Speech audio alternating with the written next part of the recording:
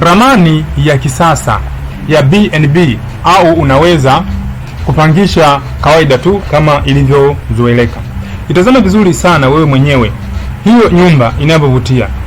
Leo hapa kwa Mjenzi wa Nyumba TZ nimekuletea ramani ya nyumba. Nyumba hii ni ya kupangisha, au unaweza kusema nyumba hii ni ya wapangaji wanne. Kila mpangaji ana master bedroom, yani namaanisha chumba cha kulala chenye choo ndani. Ana sebre, ana jiko, ana veranda moja, na pia kuna kasehemu kadogo kwa ajili ya kuweka karo la kunawia au kuoshea vyombo. Nyumba hii imedesainiwa kwa lengo la biashara ya kupangisha, iwe kwa upangaji wa mfumo wa kawaida tunaopangisha siku zote, au kwa ajili ya biashara ya upangaji wa B&B. Mtu mwenye familia ndogo au asiye na familia kabisa, hii nyumba inamfaa. Ni nyumba nzuri na yenye muonekano na mpangilio mzuri wa vyumba humo ndani. Nyumba hii inahitaji mtu aliyejipanga vizuri kuhusiana na masuala ya ujenzi, na kama hujajipanga vizuri inatakiwa uwe na mipango ya muda mrefu. Nikimaanisha utakuwa unajenga taratibu, hatua kwa hatua. Utajenga msingi, unamaliza, unajikaza, unajichangisha tena, unaanza hatua inayofuata, then mpaka unamaliza. Nyumba hii inatosha kwenye kiwanja cha kuanzia mita 20 kwa 20, na unabakiwa na eneo dogo ya kuchimba mashimo. Hii ni kwa ajili ya kuchimba shimo la choo na eneo la parking ya magari manne. Parking ya magari manne madogo haya ya kutembelea haya. Nyumba hii ina urefu wa mita 16.8 na upana wa mita 15.3.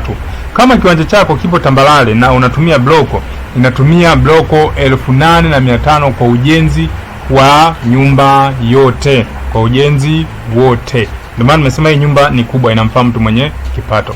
Inatumia mifuko 200 ya simenti kwenye kazi yote ya ujenzi na zege.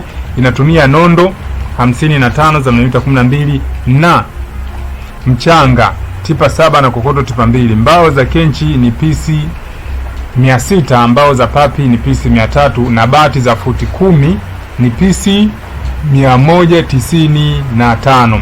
Vipimo vyote vimezingatiwa kutokana na ukubwa wa nyumba.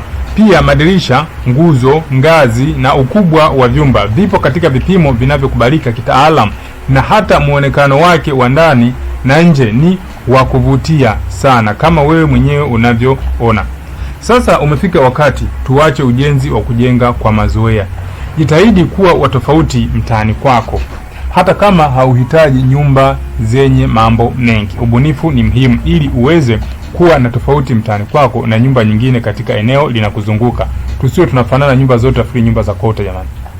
Kama umependezwa na ramani hii na unahitaji kuipata, hii ramani ipo tayari na imekizi vigezo vinavyokubalika na serikali ili kukuwezesha kupata kibali cha ujenzi kwa wale waliopo mijini. Na hii nyumba ina full budget kuanzia ujenzi wa msingi hadi paa. Ikiwa umependezwa nayo na unahitaji, unaweza kuwasiliana na mimi kwa namba hizo unazoziona hapo chini ili uweze kuipata, na utapata bajeti yote ya hii nyumba.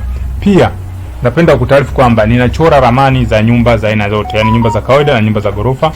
Ninajenga nyumba za aina zote, ninapaua mapaa ya aina yote, napiga plaster, nafunga gypsum board, napaka rangi, najenga marumaru, na ninafanya finishing zote kwenye nyumba aina. Au naweza kusema unanikabidhi uwanja na mimi na kukabidhi funguo.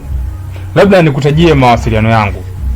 Wasiliana na mimi kwa huduma yeyote niliyokutajia kwa simu namba, au unaweza kunitumia message ya kawaida 07 12 93 70 90.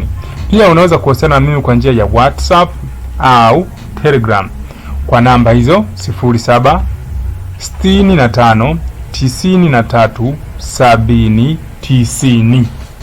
Kumbuka, nyumba bora hujengwa na fundi bora. Asante sana kwa kunisikiliza na karibu tena kwa elimu zaidi na zaidi. Shukrani.